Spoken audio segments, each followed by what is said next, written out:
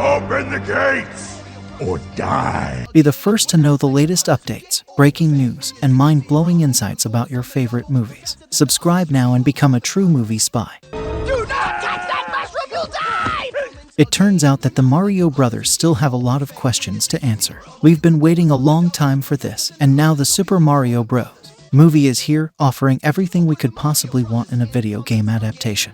It has references to old and new games, all the power-ups, and musical themes, and this time it has a compelling story, one that actually makes sense. As brothers Mario and Luigi jump from galaxy to galaxy with Princess Peach and Toad in an adventure to defeat supervillain Bowser. The whole thing is wonderful and clear, yet it still leaves us with some questions, doesn't it? What happens at the end of Super Mario Bros? Let's go over the tale again for context, so be careful of spoilers. Bowser invades the cold land of the penguins, easily defeating the army headed by the Penguin King and obtaining the Superstar, making him the most powerful entity in all the galaxies. In his opinion, the best choice to court Princess Peach. Meanwhile, in Brooklyn, the Mario brothers are attempting to establish their new plumbing firm. When a mishap threatens to drown the entire neighborhood, they travel into the sewers and discover a curious green conduit that draws them into a nexus of many different universes, transporting them to different ones. When Mario arrives at the Mushroom Kingdom, he is met by Toad, who has resolved to assist his new best friend in rescuing his brother from the Dark Lands. This is not a dream? That hurt, right? Yes! Definitely not a dream. Toad leads Mario to meet Princess Peach, who is concerned about Bowser's capture of the Superstar. Bowser has found the Superstar and is headed toward our kingdom. The king of the Koopas! The Koopa's king now sets his sights on the Mushroom Kingdom, believing he is the best suited candidate to pursue the princess, erroneously expecting she will wish to marry him. Did he say marry their princess? Of course she hates me. When Mario arrives at Peach's castle, she is taken aback by the revelation that he is human, just like her. He's a human! I mean, you are a human, right? And the two set out to deal with the Kongs and enlist their assistance. She informs our hero that there are several galaxies in the vicinity, and that Bowser poses a threat to all of them. She also admits that she has no idea where she came from, just that she arrived in the Mushroom Kingdom as a child and was adopted by the Toads, who eventually proclaimed her their princess and guardian. The trio arrives at Cranky Kong's palace, where Cranky Kong is only prepared to lend his army if Mario overcomes his son, Donkey Kong. You want my army so badly?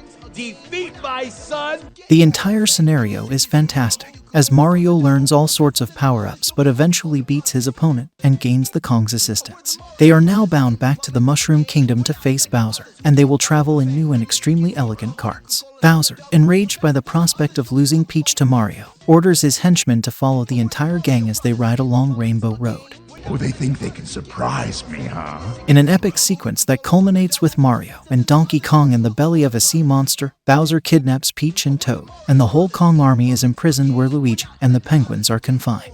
While Mario and Donkey Kong work out how to get out of the sea monster's guts, Peach grudgingly agrees to marry Bowser after he threatens to torture Toad. I'll marry you, just don't hurt my toads! The villain also states that he intends to sacrifice everyone who was apprehended in her honor. She still has a few power-ups up her sleeve, though, and manages to halt the entire ritual and sacrifice just in time for Mario and Donkey Kong to come and save everyone. Bowser, frustrated, sends a bullet bill to destroy the Mushroom Kingdom, but Mario diverts it to the green conduit that brought him there in the first place. As a result of the tremendous explosion, everyone is sent back to Brooklyn, and the gateways between all galaxies are blown wide open.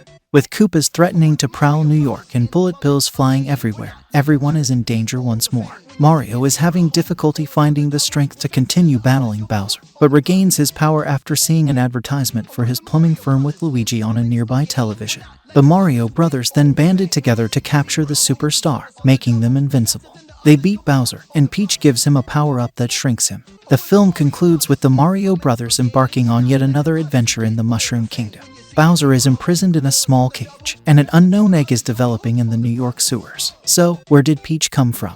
In the Super Mario Bros. Movie, Peach, played by Anya Taylor-Joy, looks down and smiles slightly while she chats with Mario, portrayed by Chris Pratt. One of the largest unresolved questions is where Peach originates from.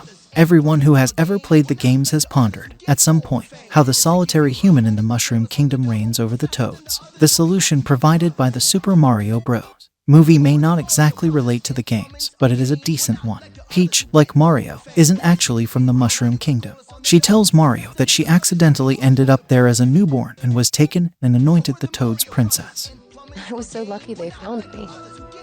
They took me in. Later, when riding carts with the Kongs, she asks him whether turtles are bad where he hails from, hinting that she was too little to recall that they are, in fact, incredibly cute and harmless. The solution was left for future sequels, although it's reasonable to presume she's from our planet, or Mario's. What happens when the galaxy's portals open? Mario enters a green pipe in the Super Mario Bros. Movie. Image courtesy of Universal. That is an excellent question. Super Mario titles, such as Super Mario 64, Super Mario Galaxy, and Super Mario Odyssey, have recently experimented with the notion of multiple kingdoms, planets, and galaxies coexisting. In fact, the movie's New York is quite similar to the game's New Dawn City, and Peach's mention of galaxies to Mario hints that the concept would be explored further in sequels. But how will that be addressed? We aren't sure yet, but it will most certainly involve Peach discovering her true origins, and our heroes will now have the assistance of Yoshi, and who knows? As seen in the segment detailing their trek to the Kongs, they may even travel to an island full of them.